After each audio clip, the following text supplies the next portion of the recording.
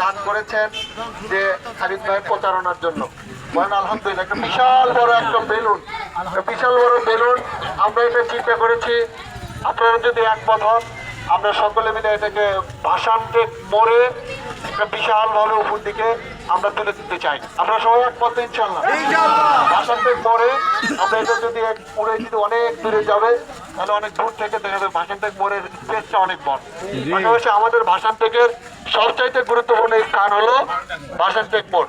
তো এটা ভাসানটেক যুব কল্যাণ পরিষদ তারা এই ব্যবস্থাটা করেছে, তাদেরকে একটা গিফট করেছে।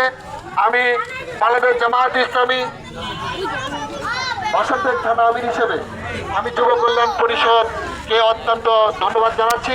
ভাসানটেক থানা শাখার পক্ষ থেকে আমরা ধন্যবাদ জানাচ্ছি। আমরা ডাক্তার এস.এম. খালিদুজ্জামান ভাইয়ের পক্ষ থেকে ভাসানটেক থানা যুব কল্যাণ পরিষদকে আমরা ধন্যবাদ জানাচ্ছি।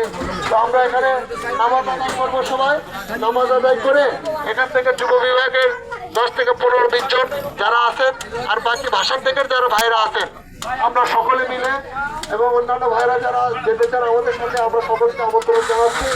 আমরা সকলে মিলে একত্রিতভাবে এটা আমরা ভাসানটেক মোড়ে এটা আমরা উত্তোলন করবো ইনশাআল্লাহ। বলেন সবাই আমাদের সাথে থাকবেন তো?